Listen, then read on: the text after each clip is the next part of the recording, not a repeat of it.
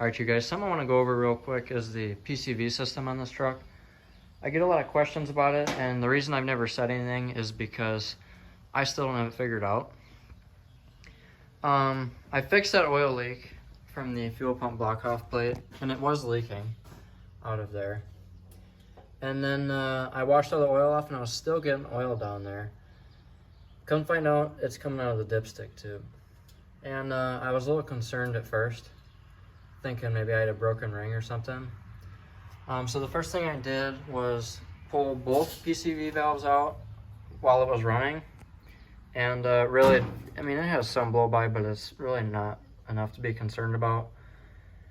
So I decided I need to reconfigure my PCV system. The way I had it before was I had a PCV valve in the back going to the intake manifold. And then the one in the front was just a PCV valve with a hose going down by the frame somewhere.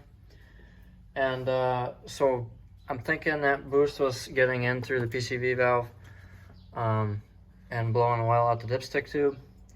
So what I did, you can see there's no PCV valve in there right now. I just took it out.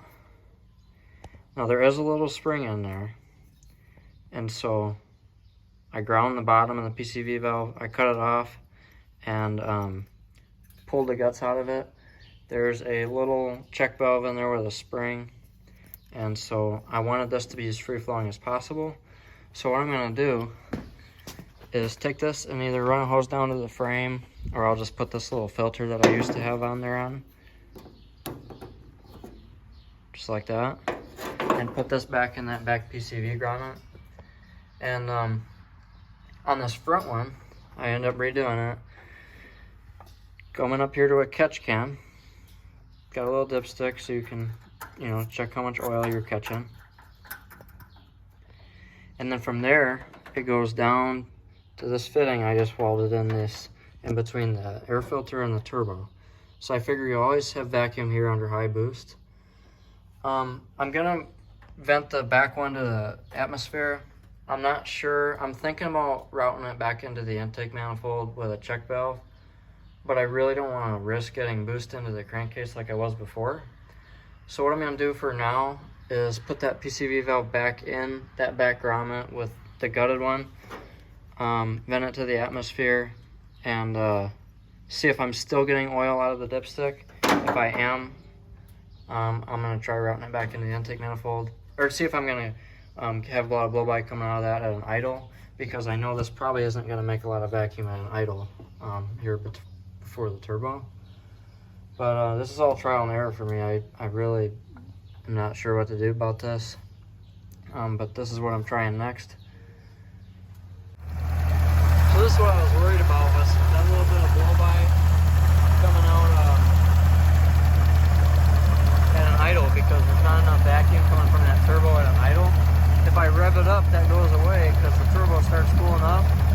So I'm either gonna have to run that down to the frame just so it's not, blowing over, making the engine bay all dirty, or I'll have to hook the one back up to the intake manifold so that I have vacuum at an idle and vacuum at wide open throttle.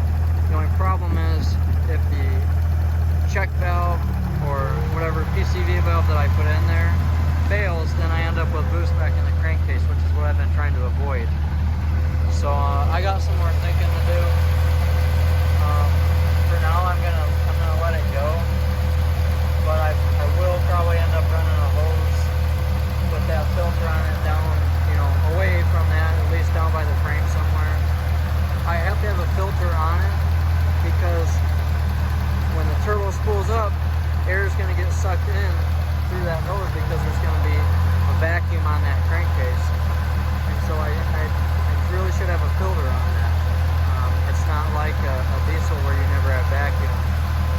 So I don't know, I got some figuring to do, but I don't know, we'll get it figured out. I'm gonna leave it like it is for now.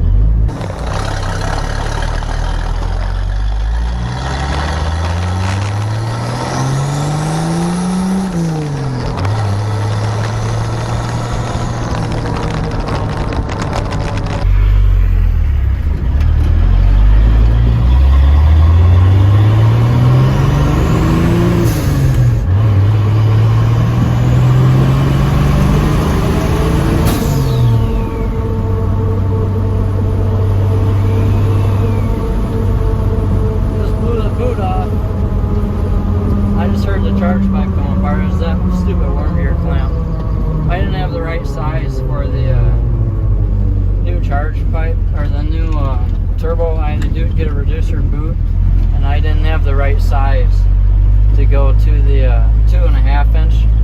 I didn't have the right T-bolt clamp for that, so it got a worm gear clamp, and I just heard that one let go.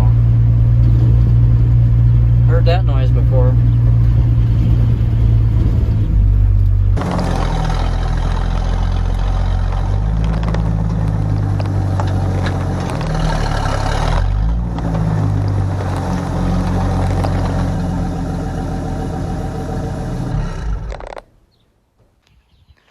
Time to pop the hood and check the carnage. I have to say, I didn't expect that to be the one, but I thought that one was gonna blow. But I must have, it was all the way tight. Must have had a little oil in here when I put it back together. I'll have to take that apart, clean it up real good, spray some hairspray on there.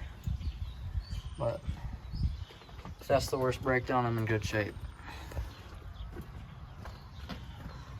What I am liking though, there's little to no oil coming out of that dipstick. This is usually soaked after driving, and I can live with a couple of drops, but one thing I am gonna have to sort out is I am gonna have to run a hose, because I was smelling blow-by the whole time, and I really don't want to smell blow-by the whole time I drive it.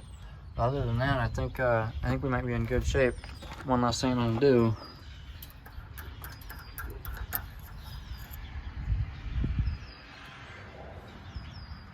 We're not even on the dipstick yet, so I was afraid this was just gonna fill up in a heartbeat, but not even on the dipstick yet, so hopefully that fixed it. Tomorrow I'll have to throw that back on before I head to work, and this isn't the worst test drive I've had. Oh well, we'll get her sorted out.